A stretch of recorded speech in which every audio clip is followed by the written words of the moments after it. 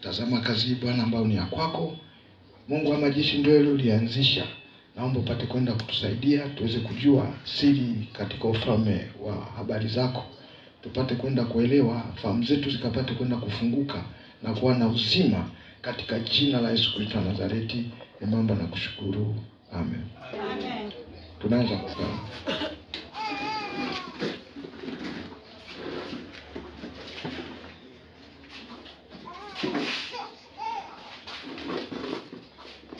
Namshukuru Mungu kwa ajili ya uzima aliotupa na neema yake kwa siku ya leo.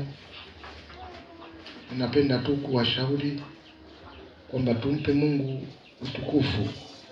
Tumrudishie Mungu utukufu kwa ajili ya kazi kubwa ambayo ameifanya. Siku ile ambayo ilikuwa ni ya kutukomboa sisi wanadamu. Fikiria mwanadamu ambaye alikuwa anakabiliwa na mateso kama yale. Anajua anakwenda kuangikwa msalabani. Anapigiliwa misumari huku mkono huu na mkono huu. Nguvu yake yote ya mwili mzima inaegemea kwenye msalaba kwa ajili yetu sisi. Hebu naomba unipe masikio yako kwa muda mfupi ambao nitaweza kuongea nikiwa hapa. Hiyo sio jambo la kawaida. Siku ile kwa Yesu ilikuwa ni siku ngumu sana. Haikuwa siku nyepesi. Ilikuwa siku ngumu. Lakini Bwana akaona inabidi nibebe na kuvumilia. Wajibu wetu tunatakiwa tumrudishie Mungu sifa na utukufu. Tulijue hilo. Wanadamu kama tusipolijua hilo, tutakuwa tuna hasara. Bwana Yesu asifiwe. Amen. Tusingeweza kulipa, lakini yeye ametuwezesha kulipia deni. Akasema yote yamekwisha. Ni kweli yote yamekwisha. Hebu tuwe na ufahamu na akili ya ufahamu wa kuelewa. Ninapenda nikafundishe somo linasema kuisikia sauti ya Bwana Yesu. Kuisikia sauti ya Bwana Yesu ndio kichwa cha somo.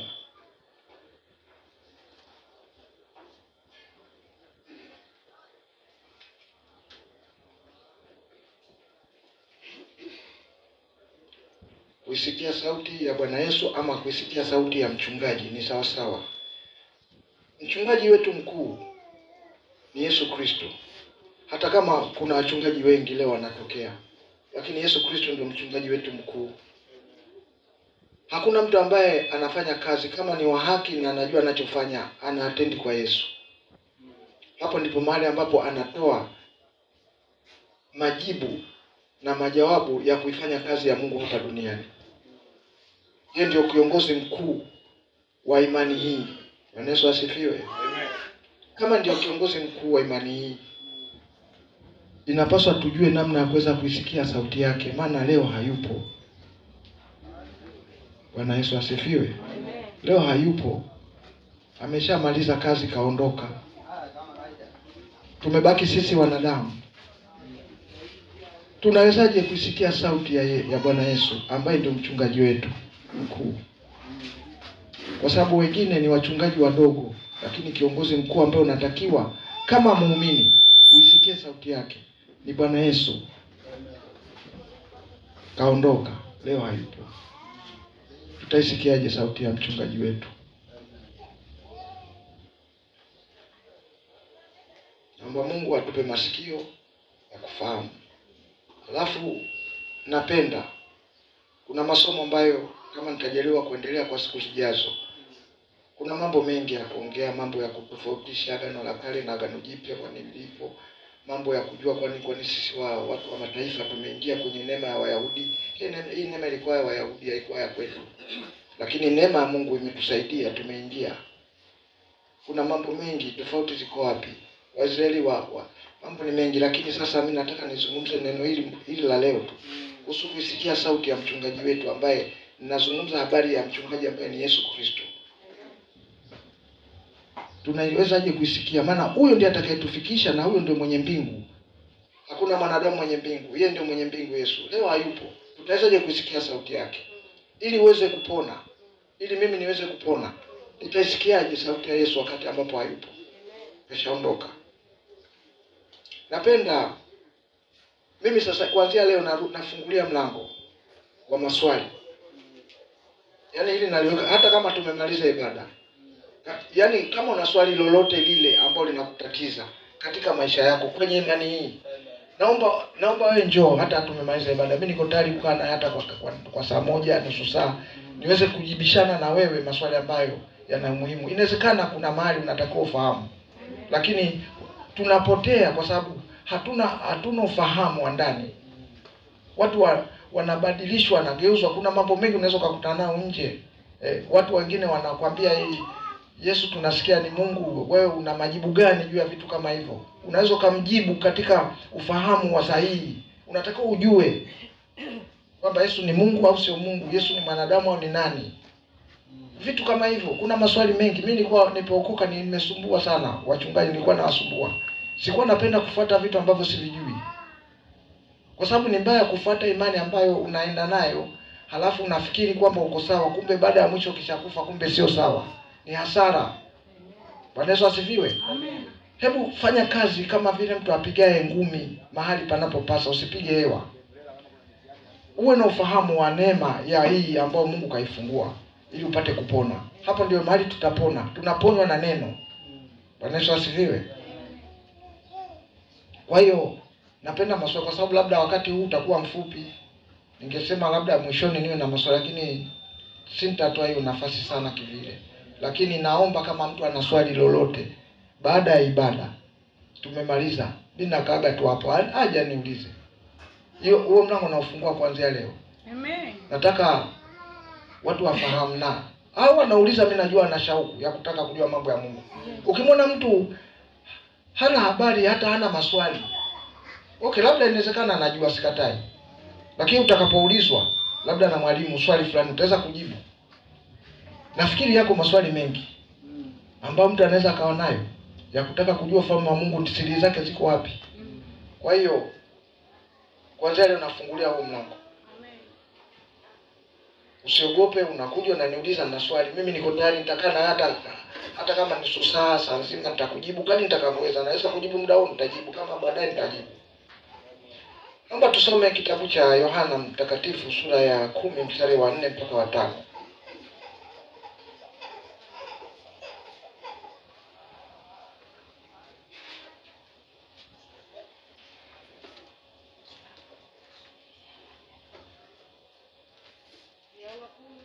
Kumi mstari wa 4 mpaka wa 5. Yohana tena. Akamtazama sana. Akaogopa. Sio. Yohana 10 hadi 5 anasema. Naye hawatoapo nje kondoo wake wote huwatangulia. Na wale kondoo humfuata. Kwa maana waijua sauti yake. Mgeni hata mfuata kabisa, bali watamkimbia, kwa maana hawazijui sauti za wageni. Bwana Yesu asifiwe. Amen. Sisi ni kondoo na kuna mchungaji ambaye ni Yesu Kristo. Anasema yeye anapowatoa kondoo zake kwenye zizi, wanapokwenda kwenye malisho, huwa anawatangulia na sauti ya mchungaji wao wanaisikia. Kondoo wa Yesu Kristo, sauti ya Yesu wanaisikia. Kuna jinsi ambavyo Mungu katengeneza connection ya kuweza kuisikia sauti ya Yesu. Na nikisema kuisikia, usiyokaa na maana labda ni kusikia kwa sauti kwenye sikio. Lazima nikueleze sana. Kuna vitu nitafundisha baadaye utaelewa, kama utakuwa na mimi, utatembea na mimi utaelewa. Bwana Yesu asifiwe. Amen. Kuna kusikia ndio kwa sauti kabisa waziwazi, ambayo ni neema ya manabii. Lakini hata washirika wa kawaida ambao hawana hiyo neema ya kusikia sauti ya kama manabii wanavyosikia, pia nao wanaweza kaisikia sauti. Sasa nitakueleza huko mbele kwamba unawezaje ukaisikia sauti ya mchungaji wetu ambaye ni Yesu Kristo. Bwana Yesu asifiwe. Amen. Anasema sauti yake wanaijua na kuielewa, wala sauti ya mchungaji mwingine hawawezi wakaijua. Hiyo ina maana kubwa. Kanisa la leo linasumbuka na lina tatizo kwa ajili ya hilo eneo. Kutokujua sauti ya mchungaji ambaye ni Yesu Kristo ni tatizo katika kanisa. Na tatizo hilo ndio inabidi sasa tuingie kwenye mafundisho kama haya, kwa sababu mchungaji ameongea na mimi, asema natamani kwamba washirika wajue mafundisho ya neno la Mungu. Kwa hiyo akanipa pia nafasi hii, na mimi naweza kushiriki, kuweza kuongea na ninyi. Anasema sauti ya mchungaji mwingine hawezi wakaijua. Hiyo ndio sifa moja hapo ya kondoo ambaye anaenda kwenye uzima milele au anaenda kwenye ufalme wa Mungu. Anatumaini hilo katika imani tulionayo. Lazima ujue kuitambua sauti ya mchungaji wako ambaye ni Yesu Kristo. Unawezaje kuitambua? Tusome tena hiyo Yohana 10 mstari wa 26 na 27. Wala ni hicho kichwa tu cha kuisikia sauti. Sia ingia kwenye kufafanua sana. Amen. Nazungumza kuhusu hilo somo tu. Tusikie ujumbe tunaopewa na kiongozi wetu mkuu. Amen. Sura 10 mstari wa 26 na 27. Inasema, lakini ninyi hamsadiki, kwa sababu hammo miongoni mwa kondoo wangu. Kondoo wangu waisikia sauti yangu, nami nawajua, nao wanifuata. Bwana Yesu asifiwe. Unasikia nasema kwamba ninyi hammo katika wale kondoo zangu, kwa sababu sauti yangu hamuielewi. Mungu anajua siri za wanadamu kuliko sisi tunavyofikiri. Amen. Roho Mtakatifu ambaye tumepewa ana uwezo wa kuingia ndani ya mwili wa mtu, akachambua damu, mafuta, nyama, mishipa, figo, maini, na akajua kuna nini. Mpaka kwenye moyo wa binadamu anaweza akajua. Ukiona kwamba una roho ambayo inashindana na mambo ya Mungu, wewe mwenyewe inawezekana unajijua kwamba mimi nina tatizo eneo hili, siko sawa. Ujue hapo ni alama moja hapo au ishara moja hapo ya kujua kwamba kuna uwezekano mkubwa wa kutokusikia sauti ya Mungu. Kuna hali ya kuchukizwa na mambo ya Mungu. Kuna hali ya kuona uzito na mambo ya Mungu. Yamkini kwa ajili labda mtu haamini sana, pengine haelewi. Unajua wengine tunakuja lakini kama vile hatuelewi. Sasa inabidi tuelewe, ndio tunabidi tufundishane ili tufike mahali tuelewe kitu tunachokifuata. Amen. Bwana Yesu asifiwe. Amen. Ya hivyo tutashindwa, safari itakuwa ngumu. Na elimu ndio kitu cha muhimu sana. Kwa hiyo Yesu anasema kwamba ninyi si katika wale kondoo zangu, maana hamwisikii sauti yangu. Alipokuja Yesu alikuta watu wanaabudu, wameshika Torati ya Musa. Bwana Yesu asifiwe. Wana ibada, sio kwamba hawakuwa na ibada. Walikuwa na sikukuu za Pasaka. Na sikukuu nyingine zilikuwa zaendelea za sikukuu za mikate isiyotiwa chachu, sikukuu za walikuwa wanaabudu wakishika mambo ya Torati ya Musa. Yesu kaja anasema, mimi nimetumwa kuja kuleta habari za ukombozi kwa wanadamu kama mjumbe maalum. Kwa nini alishindana nao? Kuna swali, kwa nini alishindana nao au watu ambao walikuwa wanaabudu katika imani ya Musa na Torati na maandiko yale, na yeye alikuja akaingia hekaluni na akawa nao, lakini muda ukafika akashindana nao, wakaanza kumwona yeye siye na kumtoa, hatimaye wakamuua. Hata leo hicho kitu kipo. Na elimu ya Mungu, watu wengi wanafikiri kwamba ina masharti ya kusomea. Kusomea ni kuzuri, sio kwamba ni vibaya. Lakini Mungu asiyeonekana, ambaye yeye ana njia yake hii moja, hana njia 3 wala 4, ana njia moja. Yeye ndiye anayejua njia ya mwanadamu ambayo itamfikisha kwake. Kwa hiyo mwanadamu atakayebahatika kuijua ndiye atakayekuwa na hiyo bahati. Lakini imani leo ziko ngapi duniani? Ziko nyingi. Na kila mtu anasema Mungu, Mungu, Mungu, Mungu. Ni kweli sio kweli? Kweli. Wewe unafikiri katika wote wanaosema Mungu duniani watafika? Maana huyu mwingine ana Mungu ng'ombe kwamba ni Mungu, mwingine ana jiwe lake kubwa anasema huyu ni Mungu. Unafikiri tutafika? Hatufiki wote. Ila Mungu ana njia yake moja. Ndio maana chuo chake kinatokana na wale watu waliowafunulia, lakini chuo cha Mungu mwenyewe ni chuo cha msingi sana. Lakini watu wengi wanaona kwamba elimu sana labda ndio njia ambayo inaweza ikawasaidia. Lakini kuna watu ambao wamesoma lakini hawatafaulu. Bwana Yesu asifiwe. Hawatafaulu kwa sababu wanapingana na nguvu za Mungu, na wanapingana na maneno ya Mungu, na wanapingana na kutaka kuisikia sauti ya Yesu, kama vile walivyopingana wale wa mwanzo mpaka wakamuua. Walimuua ni Mafarisayo. Sijui Mafarisayo ndio walikuwa wanafanya kusimamia mambo ya ibada. Wanasema sisi tuna Torati ya Musa, mbona ufanyi kama hivi? Bwana Yesu alipokuja mtu wa kwanza akawa anafanya kazi siku ya Sabato, wakashangaa, mbona anafanya kazi siku ya Sabato wakati hii kitu hakipo katika maisha yetu? Kwa nini? Nataka ujue hayo. Kwa nini Yesu alikuwa anafanya hivyo? Wanaweza kujua hayo kwamba ndio Torati iliagiza kuishika Sabato, hakuna kufanya kazi, lakini huyu alikuwa anafanya. Sasa mtu mwenye kuelewa ndio ambaye anaweza vitu kama hivyo. Ndio anaweza akawa anaisikia sauti ya Mungu, kwa sababu ana uwezo wa kupambanua mambo ya rohoni. Kanisa la leo linatembea katika mambo ya rohoni zaidi. Maandiko yanatusaidia kama mahali pa kukanyaga mguu. Kuna mambo ya msingi yanahusu maandiko.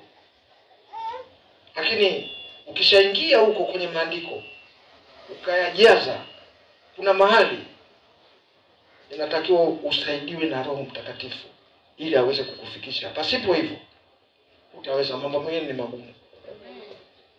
Bwana Yesu asifiwe. Na Roho Mtakatifu anamsemesha mtu, sio kwa lazima kwa sauti. Anaweza kumsemesha mtu katika njia ambayo sio ya sauti, lakini mtu mwenye ufahamu sasa wa neno anafikia mahali anatambua kwamba haya mawazo yangu haya sio mawazo yangu. Amen. Unanielewa ninachozungumza? Haya ni mawazo ya Mungu. Hebu tena twende kwenye kichwa hicho cha kuhusu kusikia sauti ya mchungaji. Hapa sio kusikia sauti ya mchungaji, hapa anazungumza kukusanya makundi mawili, kwamba kuna kondoo wa kwanza na kundi lingine ambalo kwa wakati ule alikuwa hajalikusanya. Ili kundi lingine ambao ndio sisi. Hebu soma sura ya 10 mstari wa 16. Hapo sura ya 10 mstari wa 16.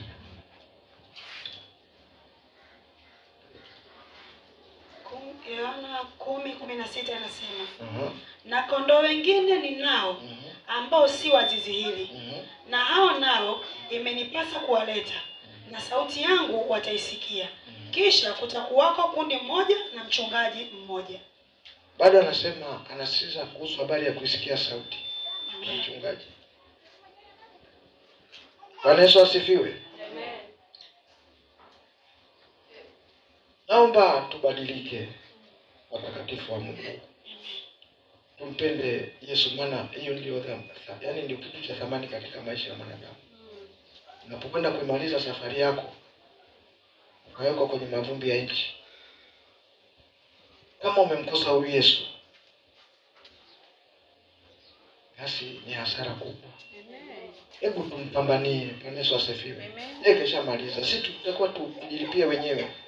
Nimesema kweli, kapigwa misumari huko, akapigwa na mwingine huko kwenye mti, akatundikwa. Uzito wa mwili wake wote ulikuwa kwenye ile misumari. Huko amevikwa taji ya miba.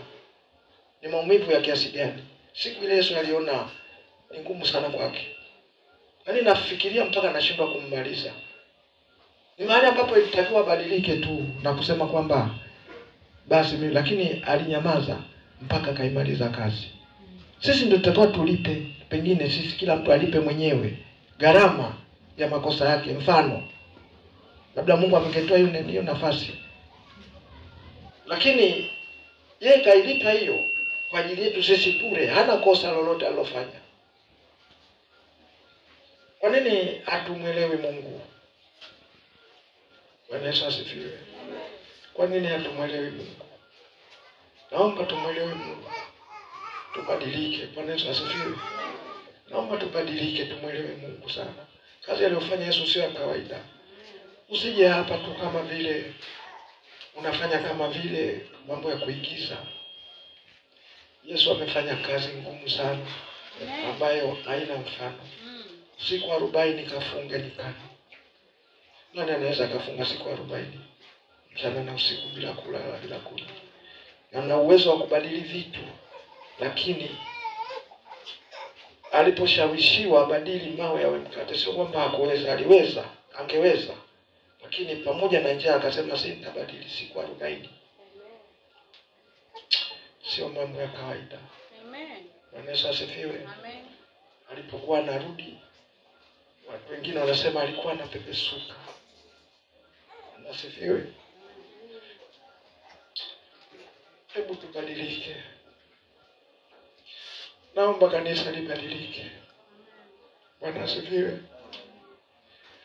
Tumwelewe Mungu tunayemfuata. Tusifanye vitu vya ajabu ajabu. Leo ni Jumapili, unakuta mtu mwingine hana time. Yaani kama vile ni hajui kama kuna Jumapili. Na hana sababu za msingi. Tubadilike. Mungu atusaidie sana. Anasema na kondoo wengine ninao ambao si wa zizi hili, nao amenipasa kuwaleta pamoja nao.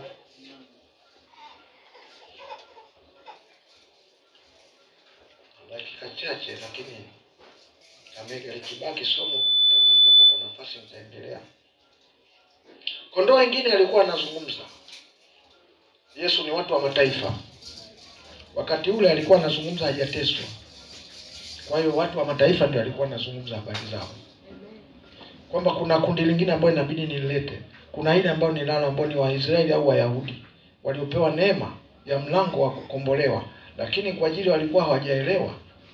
Basi akasema ngoja nimalize kazi. Nikimaliza nitaleta na kundi lingine. Watu wa mataifa ndio ambao ndio sisi wa leo. Maana sisi sio Wayahudi. Lakini leo tumefanywa Wayahudi au Waisraeli kwa ajili ya mpango na utaratibu wa Mungu. Kwa tunatakiwa sisi tuisikie sauti yake. Tusipoisikia sauti yake tutakwama. Maana hii formula kwenda mbinguni anao Yesu. Bwana Yesu asifiwe. Anao Yesu. Yaani yeye ndio mwenye kujua formula ya kwenda mbinguni. Hakuna mtaalamu mwingine. Sasa hapo nimekufafanulia kidogo ujue jinsi alivyokuwa anasisitiza kuisikia sauti ya Mungu, sauti yake ya mchungaji. Nimekwambia mchungaji wake, mchungaji mkuu nani? Ni Yesu Kristo.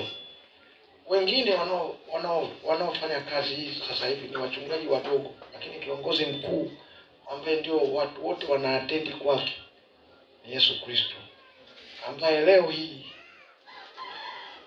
hivi kwa mfano tulivyokaa huko mbinguni kuna madhabahu kwa ajili ya wanadamu. Iko madhabahu huko alikoenda. Na yeye ndio mchungaji wa kanisa lililoko duniani, lakini kuna madhabahu iliyoko mbinguni. Yeye ndio mchungaji ambaye anaonekana pale madhabahuni. Bwana Yesu asifiwe. Kwa hiyo kanisa ambalo linaendelea duniani katika madhabahu ya Mungu kule juu aliko, labda leo watu wanapoabudu kule nako liko kanisa ambalo yeye ndio mchungaji mkuu, analiona kanisa lake duniani na kulitazama. Biblia inasema sisi ni mwili wa Kristo. Maana yake kwamba kama ni mwili, ana maana kwamba kuna kichwa. Ndio mfano unaozungumzwa. Kichwa hakiwezi kuwa na maana kama hakuna mwili. Yaani hakuna kiwiliwili, tukate hapa shingoni afu turudi huku chini. Nataka nikuonyeshe wewe unaunganika vipi na Yesu. Hayo ni mambo ya msingi kujua. Yaani Yesu ni kichwa cha kanisa, lakini yeye Yesu hana mwili. Amekosa hilo eneo hana. Wewe, Bwana Yesu asifiwe, na mimi. Mnanielewa? Sisi ndio tunaokamilisha mwili wa Kristo. Sisi ndio kile kiwiliwili. Yaani yeye ni kichwa, sisi ni kiwiliwili. Ndio mambo ya rohoni yalivyo, kama hujui. Ndio maana Yesu anawataka watu. Kuna mambo ambayo yako katika ulimwengu wa roho ambayo sisi hatuwezi kujajua 100%, lakini nakupa kama vitu vya mfano. Sasa unapoona mtu hatembei, hawezi kwenda, hana ufahamu, hawezi kubadilika kutoka mahali alipo, ni kwamba wewe unapunguza tumaini la Yesu Kristo kwenye eneo. Kwa sababu hilo sasa Yesu yani hilo upande wao ni wewe ndio unatakiwa, sio Yesu. Sasa Yesu kamaliza, ni kichwa, atakupigania, atakusaidia, lakini kuna mahali na yeye anahitaji ajazwe. Anajazwa na nani? Anajazwa na wanadamu. Ndio maana unaona hao ambao hawajaokoka wako nje, Mungu anatafuta, tunahubiria injili. Bwana Yesu asifiwe. Ili kwamba mwili wake uweze kukamilika ni sisi. Yaani Yesu yuko lakini hajakamilika mpaka sisi tuwepo ndio yeye anakamilika na kuwa mkamilifu. Ila yeye ni kichwa, sisi ni kiwiliwili. Sasa kiwiliwili ndio kiko duniani bado. Ukamilifu wa kazi ya mwili haujamalizika. Bwana Yesu asifiwe. Atakamilisha lakini bado uko kwenye process. Process ndio hizi sasa. Bwana Yesu asifiwe. Yaani hatua ndio hizi sasa hivi tunapokuja kanisani, tunapofanya maombi, tunapoimba, tunapomsifu. Kuna vitu vinafanyika katika ulimwengu wa roho kukamilisha mwili wa Kristo. Bwana Yesu asifiwe. Sasa kama wewe hutakuwa na ushirikiano wa kumpa Yesu support ili uwe mwili wa Yesu Kristo, utakuwa mtu wa namna gani? Na Yesu, yani manake kwamba labda wewe sasa sio mtu, ni mtu ambaye uko nje. Ukisoma hicho kitabu cha Yohana sura 17, kuna mahali anasema mimi siuombee ulimwengu. Alikuwa anaomba sala alipofufuka ya kwenda kupaa. Akasema mimi siuombee ulimwengu, bali naombea hao ulionipa. Uwalinde wawe na umoja, na kwamba asipotee hata mmoja. Wakati alipokuwa amefufuka anataka kupaa, wakati huo kanisa bado. Amen. Lakini ameshaomba, ni mitume ndio amewaacha. Kwa hiyo aliomba akasema kwamba mimi siuombee ulimwengu. Maana yake ni kwamba kama utashindwa kujiunga na Yesu Kristo, uko nje hapo,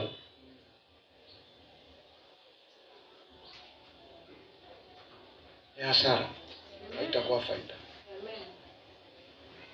Naomba Mungu atusaidie kutupa ufahamu na akili, tuweze kufika mbinguni. Na elimu ya Mungu ni muhimu. Tumpende Mungu, tubadilike kutoka katika viwango tulivyo. Nataka nionyeshe kasemu fulani kanakoweza kutusaidia kujua sauti ya Yesu. Tunaweza kuipata kwenye maeneo kama yapi? Kwa sababu si wote wanaosikia kama nilivyosema. Na Yesu leo hayupo. Kaondoka. Sauti yake tunaipata wapi? Tunaisikia vipi? Hebu tusome kitabu cha Petro wa pili, sura ya 1, mstari wa 20 mpaka 21.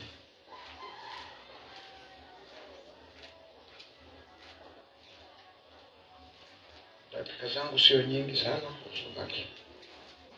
Petro wa pili, sura ya 1, mstari wa 20 mpaka 21.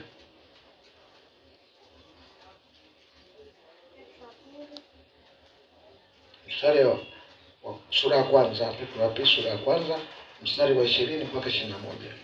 Nasema, mkijua neno hili kwanza, ya kwamba hakuna unabii katika maandiko upatao utafsiriwa kama apendavyo mtu fulani tu. Maana unabii haukuletwa popote kwa mapenzi ya mwanadamu, bali wanadamu walinena yalitokea kwa Mungu, yaliyotoka kwa Mungu. wakiongozwa na Roho Mtakatifu. Bwana Yesu asifiwe. Amen. Msingi wetu wa kwanza, kuna kitu kinaitwa katiba ya Mungu. Katiba ya Mungu ni neno. Neno ndio msingi wetu wa kwanza. Yaani mtu ambaye ameokoka anatakiwa ajue kwamba msingi wake kwanza ni neno ambalo ni Biblia, Agano la Kale na Agano Jipya, ili liweze kumsaidia kupata mambo ambayo ni yana siri hizo za kimungu. Kama Biblia inavyosema kwamba unabii haukuletwa popote kwa mapenzi ya wanadamu, lakini Roho wa Mungu alinena na watu akichukua mambo ya Mungu akiyaleta hapa. Kwa sababu Mungu hakuna mtu aliyemwona hata huyu. Sasa wewe leo unataka uwe fundi wa kujua huo. Sisi hatuna ufundi. Bwana Yesu asifiwe. Ufundi tutopata yeye mwenyewe katika mambo ambayo anatueleza. Na Mungu, nataka nikupe siri nyingine. Muda wangu sio mwingi sana na sipendi kuongea muda mrefu. Lakini dakika zangu zikisha nitaondoka. Mungu ametupa akili sio kama za wanyama, kama za kuku au mbuzi au makunguru. Sisi akili zetu ni tofauti na viwango tofauti. Ndio maana zina uwezo wa kuweza kugundua vitu kama hivi. Hivi ni vitu havikuwepo. Mwanadamu wa zamani leo akifuka akiona kitu kama hiki, anashangaa, anasema ulimwengu ni huu au mwingine. Ataambia ni huu uliowaje. Hicho ni kipimo cha kujua uwezo wa akili ambao Mungu amempa mwanadamu. Amen. Uwezo huo unatakiwa utumie katika akili yako kwenye kupima mambo ya Mungu kwanza, hata kabla ya kusoma. Bwana Yesu asifiwe. Unaposikia kuna mtu kafufuliwa siku 4, lazima ujiulize, inakuwaje mtu afe siku 4 alafu afufuke? Hilo ndio Mungu atakuja kulitendea kazi kwa hukumu watu. Amen. Nakwambia ukweli. Amen. Yale unayoyaona yanayotendeka hapa madhabahuni hapa, Mungu anayoyafanya, kama usipotumia akili yako na kuweza kuyajali, hayo yanaweza kaja kukuletea shida, kwa sababu unapuuza, huna mafunuo ya kufahamu vitu vya rohoni. Mtu anaponywa, anapokea uzima, lakini haamini, anakuwa kama anaona kama kiini macho. Ni tatizo. Kwa hiyo msingi wetu wa kwanza ni maandiko, ambayo ndio yanatusaidia kupata habari nyingi. Na katika maandiko kuna nguvu ya Mungu inayotembea umo kwenye maandiko. Saa nyingine inaweza kukusaidia hata kukufundisha mambo ambayo wengine wakisoma wataelewa tofauti. Unanielewa ninachosema? Lakini wewe ukisoma unaelewa tofauti na hao wengine, kwa sababu labda wengine wamekataliwa. Ndio maana nimwambia wewe, mbona unafanya kazi siku ya Sabato? Wakati ambapo sio kawaida. Yeye ndio Yesu ndio mtu wa kwanza afanya kazi kwa nini afanye siku ya Sabato? Na alikuwa anafanya na anajua.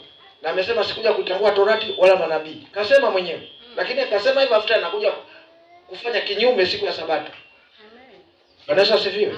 Sasa hivi vitu vinahitaji Roho wa Mungu aweze kukusaidia kujua. Biblia hii ni ngumu hii. Sio rahisi. Kwa neema yake, kama tunaweza kutulia na kukaa miguuni kwa Yesu, tunaweza kupata kujua mambo muhimu. Na ndio maana kuna wakati anawaambia wanafunzi wake, ninyi mmejaliwa kuzijua siri za ufalme wa mbinguni. Ufalme wa mbinguni ni siri. Bwana Yesu asifiwe. Yaani mimi nakwambia ufalme wa mbinguni ni siri. Kama ingekuwa ni kitu ambacho sio siri, wote wangeweza kuingia. Lakini ni siri. Naenda kumalizia. Somo halijaisha, nimepakisha vitu vingi tu vya kumalizia kwa sababu sipendi muda mrefu sana. Hiki kitu sikipendi sasa hivi. Naenda malizia. Ulimwengu wa leo,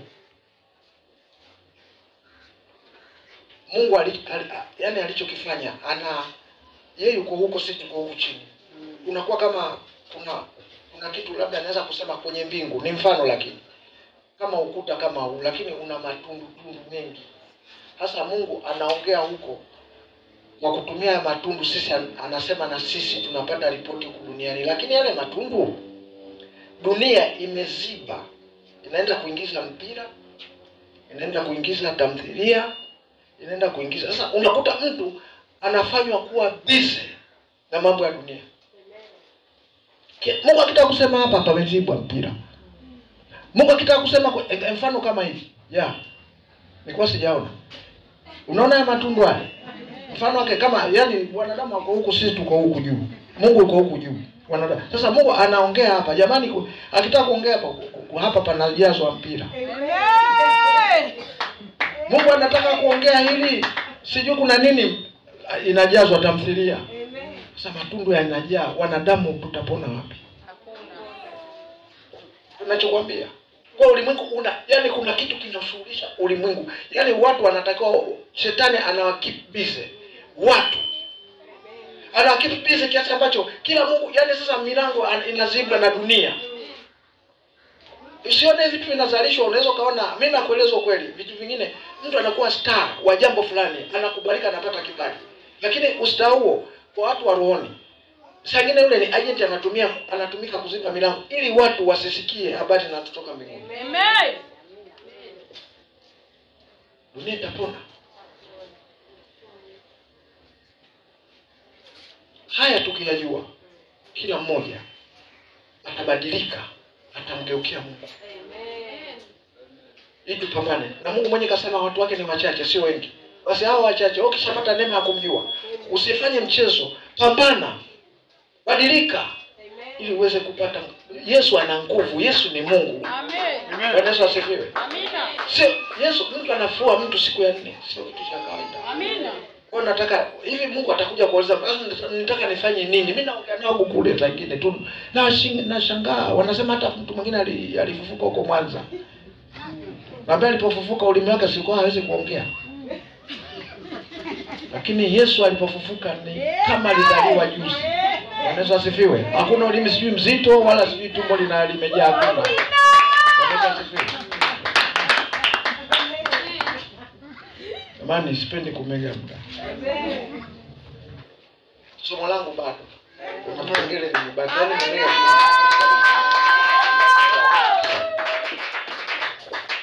Pigia tena Yesu makofi.